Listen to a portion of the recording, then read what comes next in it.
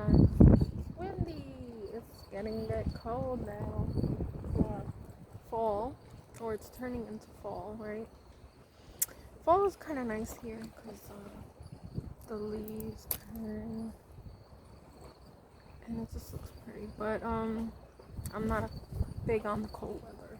I'm used to it anyway. Can't really complain every time because I know it's coming. So what's the point of complaining, right? Anyway, eventually I'll find myself down in Florida, either Florida or California. But I gotta get this divorce thing settled down. Like, it's really preventing me from moving on and doing anything. And what's the most important thing right now is to get my kids back and completely fuck this guy over, because this is just insane how he just sets me up for all these things. I mean, he filed for the divorce. Finally, after all these years we've been apart, really, it's maybe 7 years or something. I don't know. It's been a long time, and he's just playing games, and he was finding the perfect situation for him to get me in all this legal problems. And they are very strategic thinkers, I'll give them that. They calculate everything, and everything's like a chess game to them. Like, that's how their mind works. I used to watch him, and he would just be weirded out, like kind of calculating things in his mind. He's always like, yeah, I'm trying to count numbers. I'm doing math in my head. And I'm like, what do you mean? What kind of math are you doing? And why? So, yeah, I've seen it with my own eyes, how they like sit there, stare, and calculate situations or whatever in their head. And it's so odd. It's so weird and abnormal, Did anyone else witness that? If they were with a narc, or their husband or someone else, could be their family member. Do you ever notice them like kind of like be in their own world and calculate things in their head, or tell you they're calculating something in their mind? Wow. Okay, that makes sense now, because basically they're trying to figure out their next step and how to get ahead of you, because they're paranoid all the time. Because once you find out who they really are, they become so paranoid. Like, I noticed that about my ex, that he just became very anxious and paranoid all the time once he knew I was gonna be leaving him. And that was dangerous. Let me tell you, I don't know how I got out alive, but it's extremely dangerous. Just like all these other sources tell you, that it's the most dangerous to leave an abusive person. Right when you're gonna leave them is when they can kill you or do some severe damage to you, and that's very true. And I've been through that, and I got away with it with my life. I don't know. Just because, I guess, what saved me is that I grew up around that my whole life, so I knew how to get out of I know how to get out of dangerous situations. The only thing is I tend to get myself in the dangerous situation, but I know how to get out of it. Like, I even have a strategic mindset in a way that I know how to get out of dangerous situations that I end up putting myself in, unfortunately. But that's how it's always played out for me. So,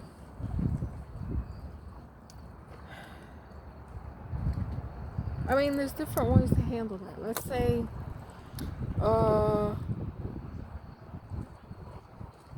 if you have like a sense, like, I don't know, I was watching some videos about super empath and empaths and stuff like that, and I kind of recognized it in myself. But then again, I'm a self-proclaimed borderline. So, but then again, if you think about borderline traits and you think about what they're trying to present as a super empath traits, they're similar to each other, and they make, it makes a lot of sense for me personally. And the way I got out of these dangerous situations is that I sensed there was something was gonna happen, right? That's the first thing. And I go into like a survival mode, and kind of like a negotiator, or I don't know, it sounds weird, but like kind of like negotiate with them in a way, um, because because a person like me, let's say, that's been raised around violence my whole life, I'm very sensitive to knowing that something's gonna go down. Like I just know, I have a sense for it, and uh, I just go into this protector mode. I guess it's okay, sort of, kind of like a protector mode, and I just say the right things that they want to hear, and look around me in my environments, seek out ways that I could escape, and protect my own body and myself. It's kind of hard to explain if you don't know, if you don't have that ability, but um, that's the only reason I'm alive today, honestly.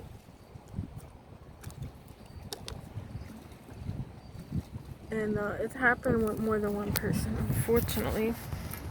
And at first I thought it was me.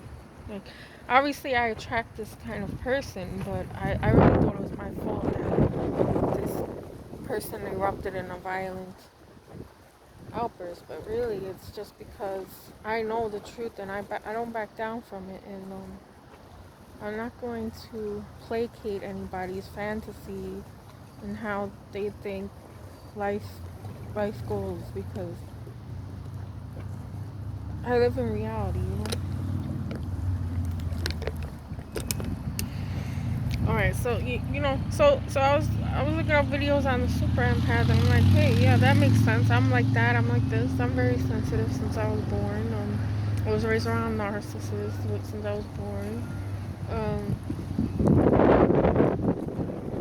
I've always been the watcher and observer of everybody and people and what they say. I wasn't much of a talker, so all that matches to what I am, but yet I'm a borderline. So I think there's something there. Like there has to be some kind of link to what they call super empath, which I don't really believe is a true term.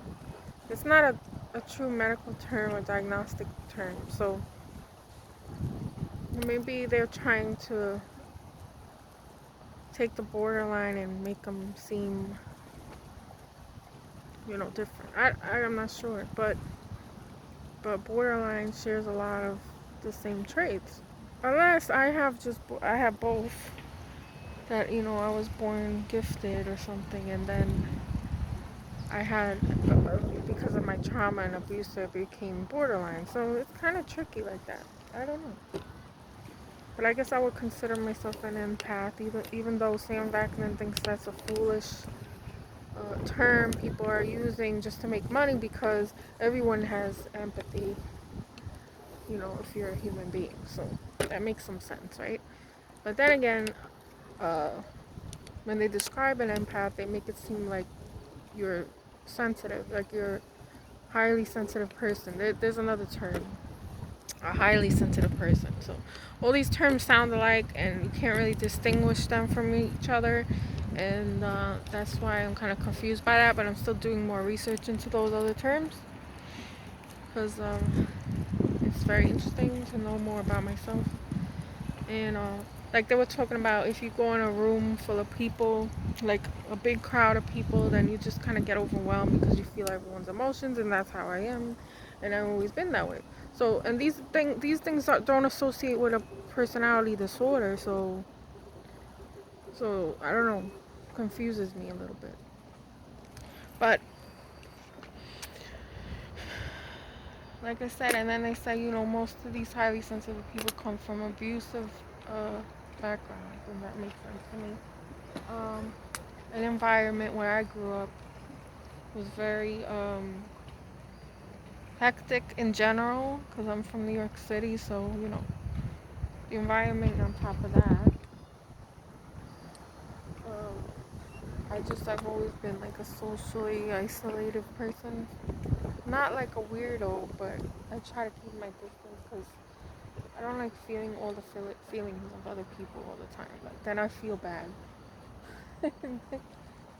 Like if somebody's crying over something, I can't stay around them too long because then I'll start crying about it, kind of thing. Or let's say somebody's arguing or they're having a fight. Uh, I feel my adrenaline increases, and I feel like I want to join the fight. Not in a bad way, but you know what I'm saying. And that made sense to me too. Like that's exactly how I am. That's what I do. Like that's how I've always been. And I I've always stuck up for like people that got picked on and things in high school. So I was like not too popular because uh, I always felt sorry for people that were unjustly treated, and I try to you know understand them more. I just always been that person. So I know who I am now, but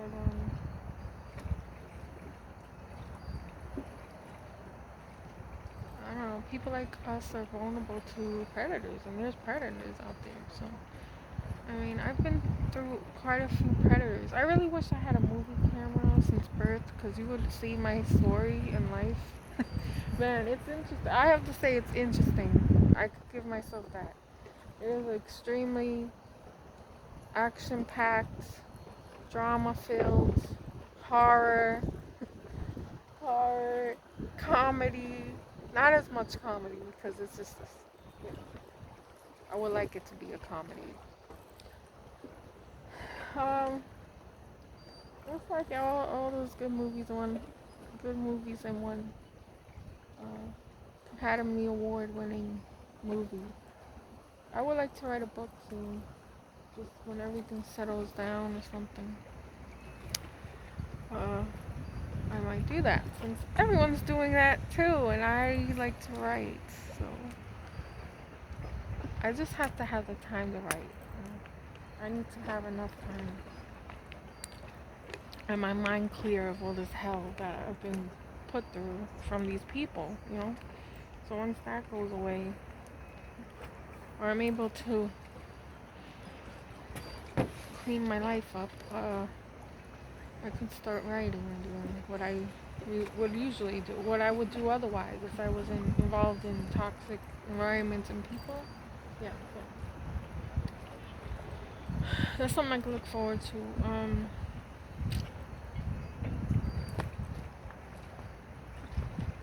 So I don't know.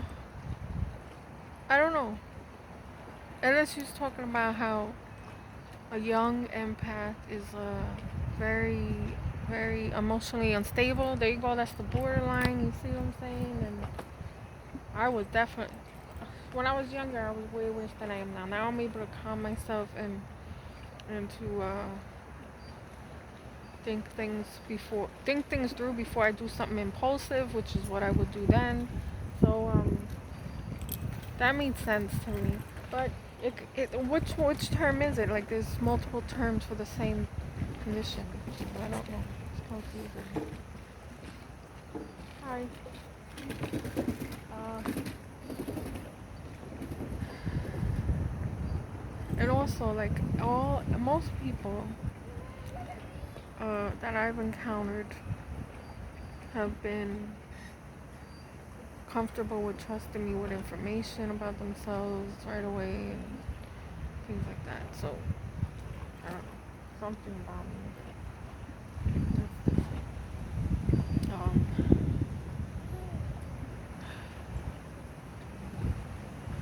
But I don't want to call myself that by that term because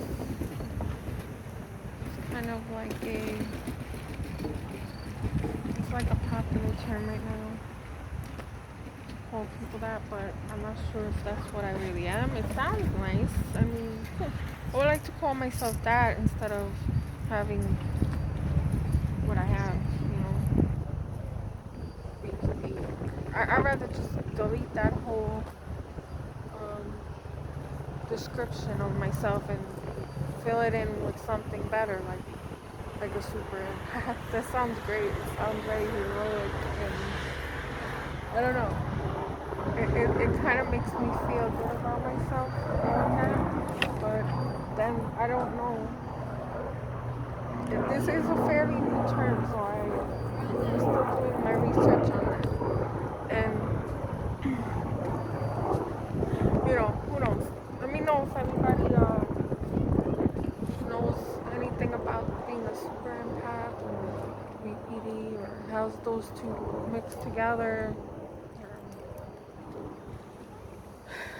So that was all I'm gonna say for now.